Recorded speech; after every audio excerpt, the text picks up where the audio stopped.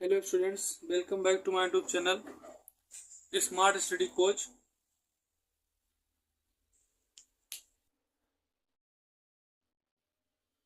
जानेंगे इसमें, ठीक है, कि संबंध क्या होता है। पहले हम लोग जानेंगे संबंध क्या होता है, फिर उसके बाद जानेंगे फलन क्या होता है। क्योंकि सब बहुत ही बेसिक से हम लोग यहाँ पे शुरू करेंगे, ठीक है। तो संबंध जो होता है वो एक तरीके से दो समुच्चय हो, ठीक। अब समुच्चय क्या होता है? समुच्चय आप लोगों ने इंटर फर्स्ट ईयर में चैप्टर पढ़ा होगा, ठीक है।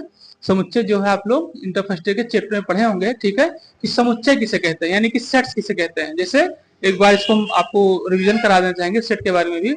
सेट जैसे वो होता है कि बहुत से चीजों का एक ही समूह हो।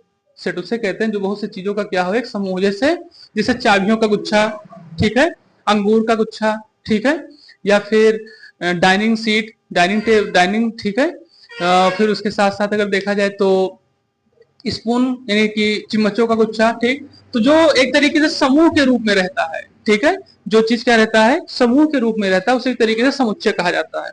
तो सबसे पहले हम लोग यहाँ जानेंगे, बताया जाता है कि जब दो समुच्चय के तत्व यानी एलिमेंट, जब यहाँ लिख दे रहे हैं, आप लिखते भी रहिएगा, पेन कॉपी निकाल लीजिए यहाँ पर, ठीक है,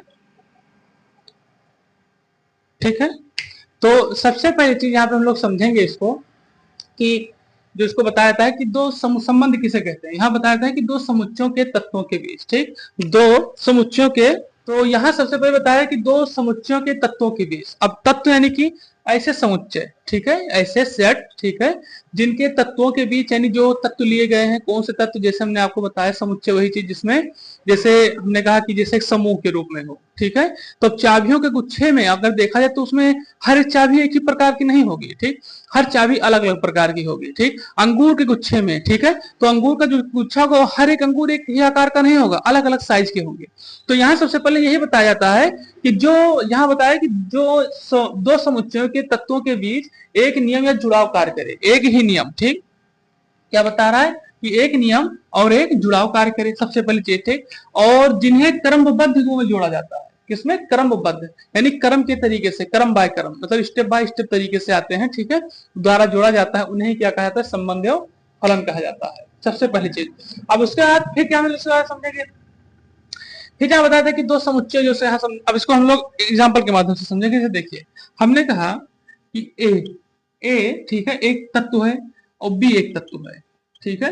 तो बता रहा है कि बीच में नियम का जुड़ाव हो, ठीक। तो जब बीच में नियम का जुड़ाव होगा तो हम यहां से कहेंगे कि एक के अंदर, जैसे हमने बताया कि एक के अंदर एक कामा, दो कामा, तीन और चार है, ठीक। और फिर हमने कहा कि यहाँ पर चार कामा, तीन कामा और दो है, ठीक। तो अब हम कहें कि इसमें जो अगर समुच्चय देखा जाए, ठीक, या संबंध देखा जाए, तो दोनों में कुछ ना कुछ संबंध है जरूर। क्या संबंध है? ये देखिए, ये संबंध है किसका? दो का, तीन का और चार का। एक का संबंध यहाँ पे क्यों नहीं है? क्योंकि एक दूसरे वाले बी वाले तत्व में नहीं है, ठीक। तो इस तरीके से इसको हम कह सकते हैं यहाँ पर कि दो समुच्चयों के तत्वों के बीच जब एक ही जुड़ाव हो, तो देखिए दोनों तत्वों के बीच जो यहाँ पर है एक ही तरीके से जुड़ाव बना हुआ है, ठीक। तो इसको हम बता सकते हैं कि क्रम, और जिन्हें क्रमबद्ध द्वारा जोड़ा जाता हो, ठीक। अब दोनों, अब यहाँ पर सबसे पहले जिन सभी को क्रमबद्ध तरीके से क्या किया गया है, उनको जोड़ा गया है। तो एक नियम का जुड़ाव हो और जिन्हें क्रमबद्ध तरीके से जोड़ा गया हो। आप इसको नोट कर लीजिए, और जो समझ में ना आया हो उसको आप बताइए, ठीक है। तो इस तरीके से संबंध होता है। अब इसका हम इसके बाद जान लेंगे फलन के बारे में, ठीक, कि फलन क्या होता है। संबंध ये हो गया आपका रिलेशन, जिसे कहा जाता है। ऐसे आप समझिए रिलेशन को छोटे से उदाहरण के रूप में, जैसे आप पिता पुत्र का संबंध, ठीक। तो पिता पुत्र का कुछ ना कुछ इसी तरीके संबंध जैसे होता है, उसी तरीके का संबंध यहाँ कार्य करता है। जैसे मतलब रिलेशन में जो संबंध हो, ठीक, तो रिलेशन में जो संबंध होता है उसी तरीके से भी संबंध क्या कार्य करता है, ये संबंध भी कार्य करता है, ठीक।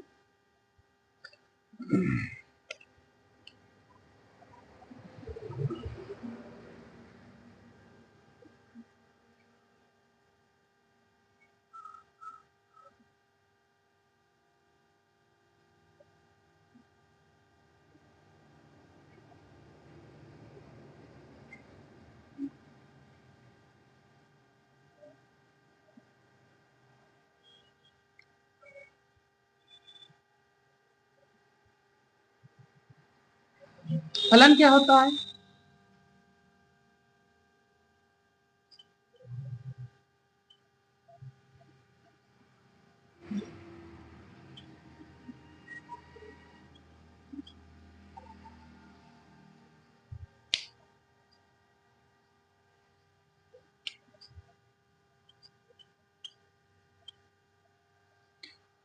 चलिए देखते हैं इसको। यहाँ बताया था एक ऐसा संबंध, जैसे हमने भी बताया आपको सबसे पहले संबंध के बारे में। तो संबंध आपका जो तैयार हुआ समुच्चय से तैयार हुआ, ठीक है, सेट से तैयार हुआ। लेकिन अब हम लोग जो समझेंगे यहाँ पर फलन के बारे में, तो फलन आपका एक तरीके से किससे तैयार हुआ, संबंध से। सबसे पहले बताया कि एक ऐसा संबंध है जिसमें प्रत्येक इनपुट के लिए ठीक एक ही आउटपुट होता है। ठीक, प्रत्येक इनपुट के लिए क्या होता है, ठीक एक ही आउटपुट होता है। तो यहाँ जैसे हमने एक एग्जांपल दिया है, अब इसको समझेंगे कैसे, इसको आउटपुट इनपुट कैसे, आप इसे कंप्यूटर के माध्यम से समझिए। ठीक, जैसे आपने एक इनपुट होता है एक आउटपुट होता है, ठीक है। इनपुट क्या काम करता है, अंदर चीजों को ग्रहण करता है, आउटपुट क्या काम करता है, बाहर निकालता है। तो सेम उसी तरीके से यहाँ भी कार्य कर रहा है। यहाँ जैसे दिया गया है कि y इक्वल टू, ठीक है, क्या दिया गया है, y equal to x plus one यहाँ पे दिया गया है। तो यहाँ हम लोग कह सकते हैं कि x के हर मान के लिए, ठीक है, y का केवल एक ही मान निकलेगा। ठीक, x के लिए यहाँ दिया जाता है, तो जैसे यहाँ पे दिया जाता है कि x के हर मान के लिए, ठीक है, x के हर मान के लिए y का क्या होगा, एक ही मान निकलेगा। ठीक, तो इसको कहा जाता है फलन के बारे में। अब इसपे हम लोग संबंध फलन ये होगा, अब इसपे हम और अच्छी तरीके से चर्चा करेंगे धीरे धीरे। ठीक, धीरे धीरे आप आगे और बढ़ेंगे, और जो चीजें आपको समझ में ना आए उसको आप तुरंत कमेंट में डालिएगा, इसको आप नोट करिए, नोट करिए, फिर आगे इसको बताया जाए। आगे बढ़ते हैं हम लोग। तो ये हो गया आपका संबंध हो फलन के बारे में। ठीक, और जो चीजें आपको समझ में ना आई हो उसको आप तुम बताइए। इस पे आपको इस चैनल पे कंप्लीट, ठीक, मैथ पूरा पढ़ाया जाएगा। ठीक है, और बेसिक से लेकर एडवांस तक इस पे आईआईटी के भी क्वेश्चन लगेंगे। आप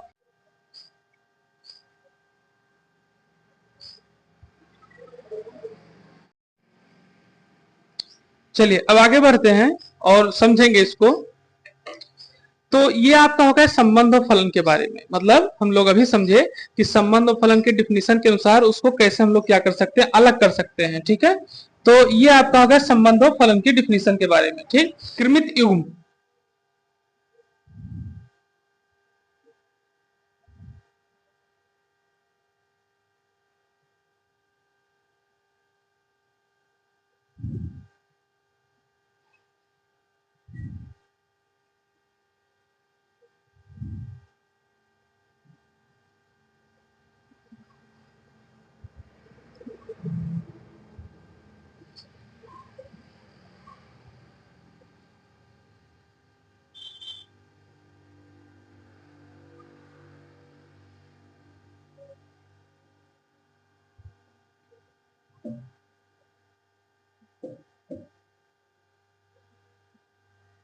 ठीक, तो चलिए हेडिंग डालिए कृत युग्म।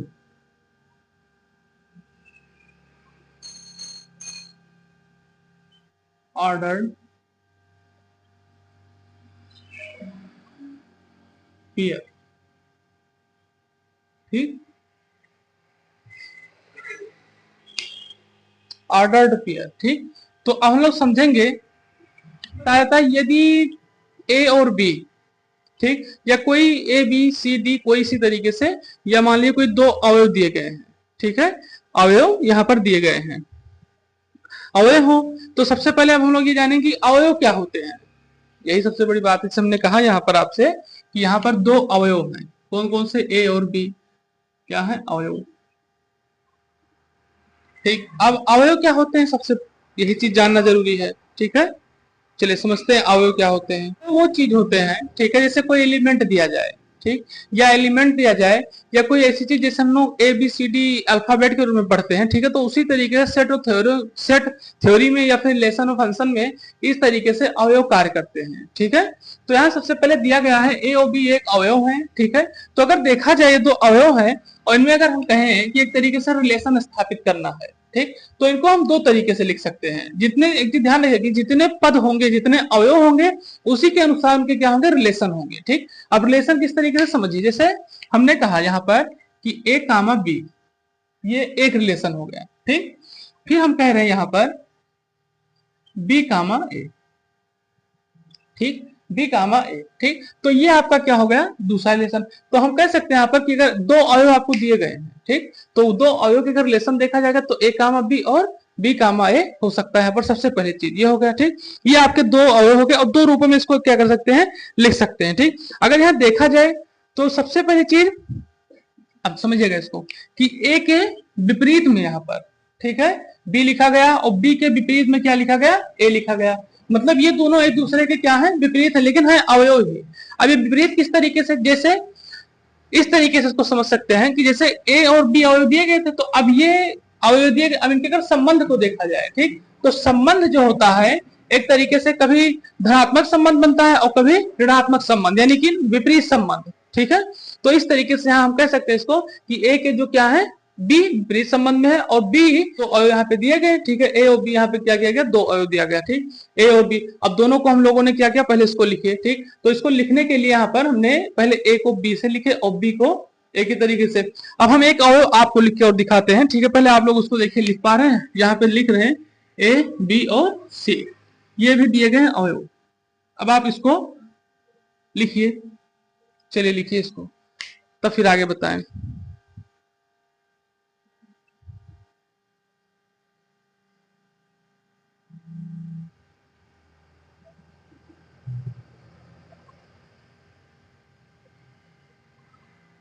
ठीक, तो अब इसके अगर हम लोग अवयव को देखें तो कैसे लिखा जाएगा, ठीक है, देखिए ये पहले बनेगा आपका ए बी ओ सी, ठीक, फिर अगर देखा जाए तो फिर बनेगा बी ए सी, ठीक, फिर अगर देखें तो ये बनेगा सी कामा ए कामा बी, ठीक, ये होगा। अब बन गया ए बी सी बी। अब इसी तरीके से ए बी सी जैसे बना है, अब अगर ये भी अवयव और बनेगा, ध्यान रखिएगा, इसके अभी अवयव कितने और बनेंगे।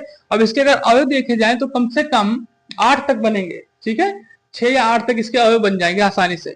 अब यहाँ सबसे पहले ए बी सी बन गया, बी ए सी बन गया, सी ए बी बन गया। अब इसी तरीके से हम लोग बी को आगे करेंगे, तब फिर बी को आगे करेंगे, जैसे यहाँ बी किया, तो इसी तरीके से ए सी को बदलेंगे, ठीक। अब क्या बदलेंगे, ए सी को बदलेंगे, ए सी को इधर लिखेंगे, ए सी को इधर लिखेंगे, ए को इधर लिखेंगे, ठीक।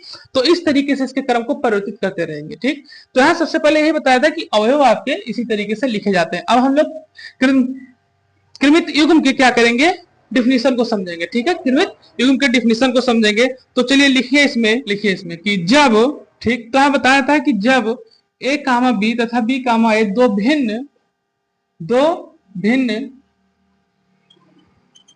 युग्म के अवयव बनते हैं, युग्म के कहते हैं, ठीक। ये हो गया आपके कृमित युग्म के डिफिनीशन, ठीक। तो यहाँ बताया था कि जब ए कामा बी या बी कामा ए दो भिन्न युग्म, जैसे ये आपके बना, ठीक है, दो भिन्न युग्म के अवयव बनते हैं तो उन्हें क्या कहते हैं, कृमित युग्म कहते हैं, ठीक है। आप इसको नोट कर लीजिए। इसी तरीके से हम और भी डिफिनीशन को इसको दे सकते हैं, ठीक है, इसी तरीके से क्या कह सकते हैं इसको, और भी डिफिनीशन इसको बताया जा सकता है। इसे ये कह सकते हैं कि कृमित युग्म दो अवयव के जुड़ने से या दो अवयव के विपरीत होने से क्या होता है, कृमित युग्म का निर्माण होता है, ठीक। तो आप इसको नोट कर लीजिए, फिर उसके आगे हम लोग आगे कंटिन्यू करें।